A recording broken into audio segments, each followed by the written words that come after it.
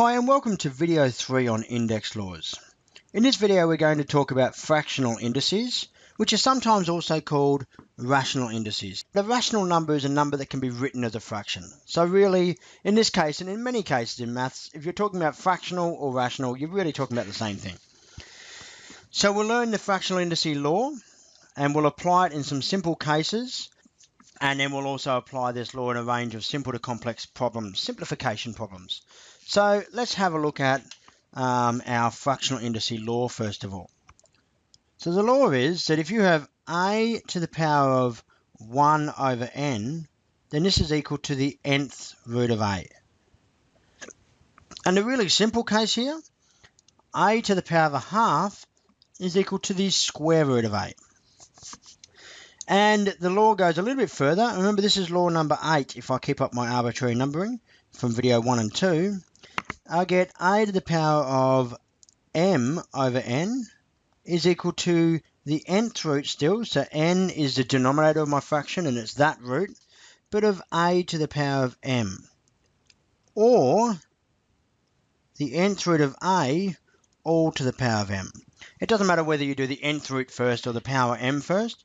If you're dealing with a numerical value though, sometimes if you can, doing the nth root will help you because you take your number, you make it smaller, and then you do the power of m will make it bigger again. Whereas doing it to the power of m first might actually make it quite a large number and hard to deal with. So that's just something to think about. Now I'm going to feebly try and explain to you why this is the case. It's going to involve a little bit of algebra. So of course I'll leave it up to you to make a decision about how much you follow this and how much you're worried about this. But here's the case for 4 to the power of a half. Okay. Now we know that 4 to the power of a half is equal to 2 because we know this law. A to the power of a half equals the square root of a. But I'm going to show you how this works. I might try and write that half a little bit better. So 4 to the power of a half, let's say it equals x. We don't know what it's equal to, so let it equal x. Now I'm going to square both sides of my equation, and I can do this as long as I do it to both sides. So I get 4 to the power of a half squared is equal to x squared. Now I'm not worried about the x squared, but let's deal with this 4 to the power of a half squared. 4 to the power of a half squared is 4 to the power of a half times 2. That's index law number 5. And that equals x squared. And so this is 4 to the power of 1 equals x squared. And you'll remember index law number 2 states that that's just equal to 4. So x squared is equal to 4. Now if x squared is equal to 4, I'm now going to do that other opposite operation, and I'm going to take a square root of this function. So I take the square root of both sides. I get the square root of 4 is equal to the square root of x squared. And then therefore I get 2 is equal to x. 2 or negative 2, but we'll stick with 2 for now and not worry too much about the negatives. So there we have our answer. But it's this line here that really helps us the most. If we simplify the other side, we get x, but leave this side the same, x is equal to the square root of 4. And if we match that up to our original line here, we get 4 to the power of a half is equal to the square root of 4. Because if 4 to the power of a half equals x and x equals the square root of 4, then they must be equal as well. And so that's a simple proof for the power of a half. We can apply that kind of proof to a to the power of 1 over n and a to the power of m over n if we'd like. But for now, I'll leave it as that proof, and I hope that you'll believe me when you see that these work. So there's my laws. Let's have a look at some examples. Example number 1. 8 to the power of a third equals the cube root of 8. And I can tell you the cube root of 8 is 2. Now I'm going to make a point here. Whilst I wouldn't condone or wouldn't suggest memorizing tables of powers, if you have a good understanding of some specific numbers, it will help you with these questions.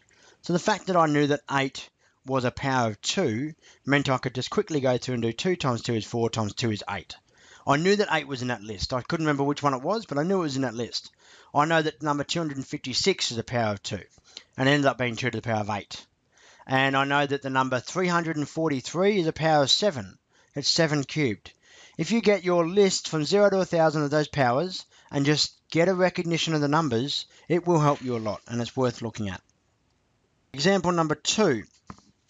125 to the power of a half times by 25 to the power of a half, and actually 125 is not to the power of a half, to the power of a third for this question.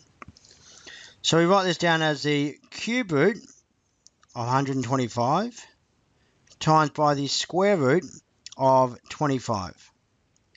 And this is equal to 5. I just know that because 125 is on that list in my mind, times 5, and that's equal to 25.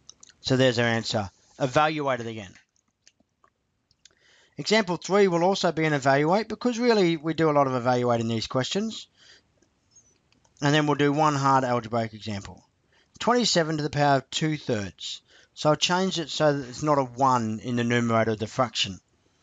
And so this is equal to either the cube root of 27 squared or the cube root of 27 squared. Now, I don't know about you, but I really can't be bothered trying to square 27. And you may have a calculator, but then that begs the question, why not just put the original thing in the calculator? Because this topic is about your understanding of indices. So I'm going to try and square this myself. But you know what I'm going to do? I'm going to do option 2, this option here, because that allows me to bring the number down and then blow it back out.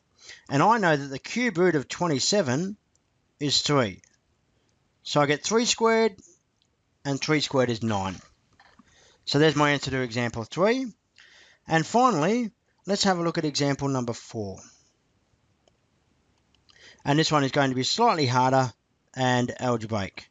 X to the power of 6 times y cubed divided by x squared y to the power of 5 over 2 squared all to the power of a half. So this doesn't immediately have any negative indices, but we may end up there. It's got a couple of fractional indices to deal with.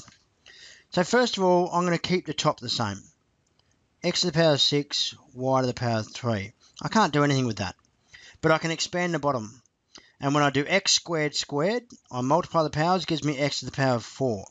And y to the power of 5 on 2 times 2 is y to the power of 5. So this, for some room and clarification, is equal to x squared times 2 times y to the power of 5 on 2 times 2, which of course is equal to x to the power of 4, y to the power of 5. And so this is 2 index laws, this one here. It is the power of a power law, and it's also that distribution law. So that's law 5 and law 6 from video 1. So going back to the question, I need to just make sure I've got my power of a half still there. Now I'm going to simplify this fraction. So I get x to the power of 6 minus 4, y to the power of 3 minus 5.